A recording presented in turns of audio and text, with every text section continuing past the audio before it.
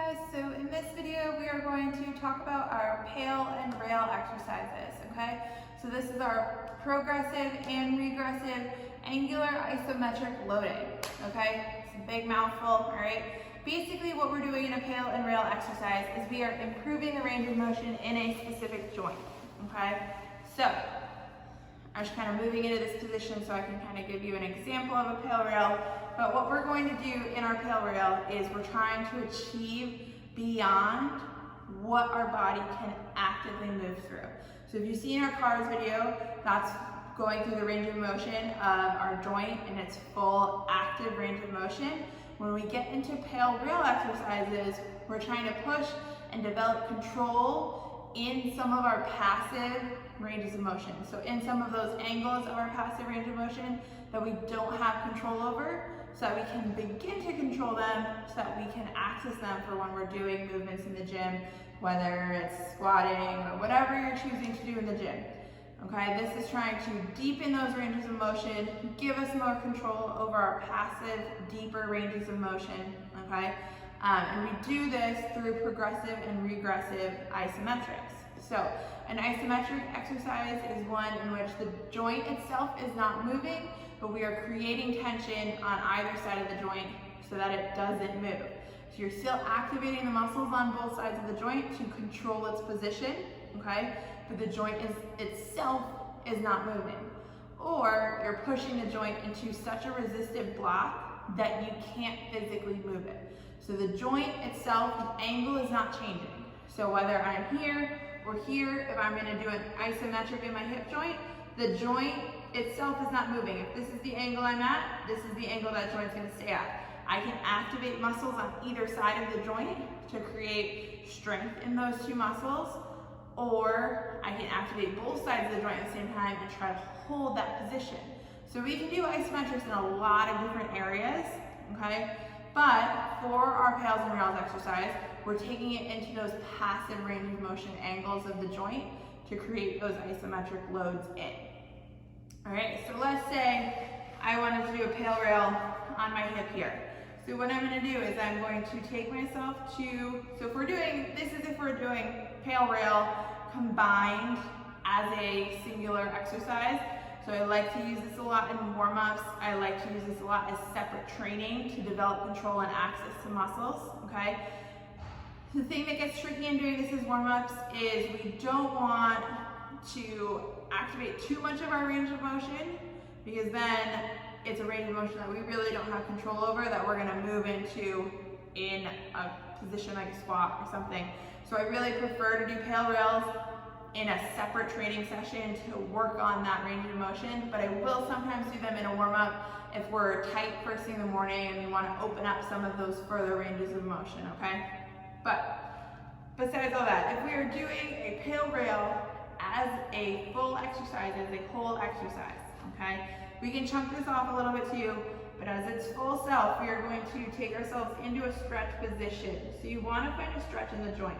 The one thing that I don't want is to have a pinching pain in my closing angle. So the angle that's getting smaller, so that would be between my thigh and my stomach, that angle, I don't want to experience a pinching, okay? I just want to experience a stretch on the opposite side of the joint. So if you are not experiencing a stretch, if you do not feel stretch, there could be something positionally where we need to work on so that you can find that stretch, whether that's adjusting the angle of your pelvis, whether that's adjusting the angle of your knee, okay? So also if you're feeling that closing ankle pain, this is where we need to kind of scale this exercise for you so that you can do it without that closing ankle pain. So whether that's elevating you up on a box if we're trying to target the hip capsule, wedging some pads underneath your knee, folding up a yoga mat and putting it on underneath your knee, whatever we need to do to create a stretch without creating a closing ankle pain, okay? And making sure we're stretching the appropriate tissues. The other thing is, when you're doing this, I want you to think about what tissue you're feeling, and I want you to feel an actual stretch in that position. I don't want you to just throw yourself on the floor and say, oh, I found a stretch in that position, okay?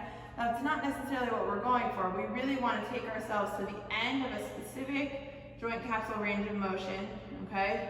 Feeling a good stretch in that tissue. Once we feel a good stretch in that tissue, we're gonna hold it for 2 minutes, okay? So this is gonna really kind of override some of our stretch reflexes and keep us loading that joint into a little bit of a stretch, okay? This is again something that's really important to work on our radiation in. So if you haven't watched that video yet, or you haven't gotten to see that video yet, go ahead and check out our irradiation video, because that's gonna help you a lot. Because what we're gonna do as we begin our PAILs and rails, okay, so those isometric contractions in this position, we're gonna irradiate through the rest of our body so that we're really forcing that aggressive contraction at a specific angle, which would be in our hip right now, okay? So once I've held the stretch for 2 minutes, we're gonna start with our PAILs, okay? So our PAILs exercise is going to be pushing that leg down into the muscle that's being stretched, okay? So if I'm stretching the bottom of my leg here, those are the muscles I'm gonna try to activate. I'm gonna try to push that whole as if I'm trying to come out of the stretch that I'm in, okay? So we're first pushing out of that stretch that I'm in, pushing out, pushing out, pushing out. We're gonna hold that isometric contraction for about 20 seconds. And then after that 20 seconds, we're going to try to pull ourselves deeper into the stretch. Now, if you are truly at your end range of motion, your end passive range, pulling yourself deeper into that stretch shouldn't really bring you much further. You may feel like you got a little bit deeper in that stretch, but you shouldn't go far, because remember, we're doing an isometric exercise. So that angle of the joint is not changing, okay? So you can use whatever muscles you need to pull yourself deeper into that joint. So for me, it could be that, so my psoas, my hip flexor is shortened right now. That could be a muscle I'm using to pull deeper into that stretch, okay? My adductors are also a muscle I'm using to pull deeper into the stretch, okay? So we're really forcing ourselves into the stretch for another 20 seconds.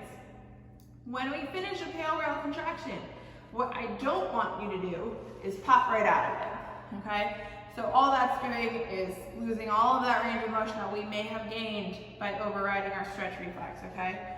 So when we finish our rail contraction, what I want you to do is take a couple seconds to try to sink a little bit deeper into that stretch, okay? So feel that joint lengthen.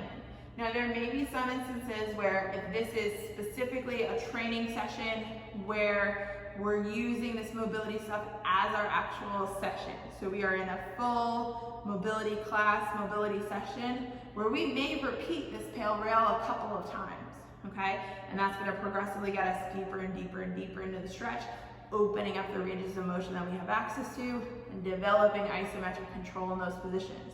Because we need to develop isometric control in these deep ranges of motion before we develop any active, good, concentric control of it, okay?